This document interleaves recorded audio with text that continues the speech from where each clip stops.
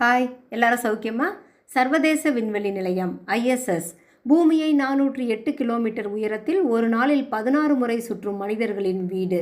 NASA, ரோஸ்கோஸ்மாஸ், ESA, JAXA, CSA, அதாவது Russia, ஐரோப்பா, Japan, Canada, America ஆகிய நாடுகள் உருவாக்கிய மிகப்பெரிய திட்டம்.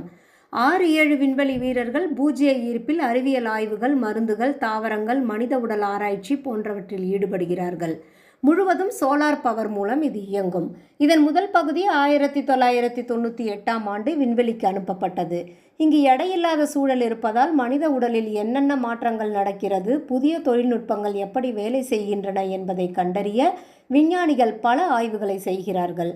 நிலையத்தின் உள்ளே பணிக்கூடங்கள், உறங்கும் அறைகள், உணவு இடம், உடற்பயிற்சி சாதனங்கள் மற்றும் கணினி கட்டுப்பாட்டு அறைகள் அனைத்தும் இருக்கும். இது எதிர்காலத்தில் சந்திரன், செவ்வாய் பயணங்களுக்கு அடித்தளமாக அமையப்போகும் ஒரு மிகப்பெரிய திட்டம்.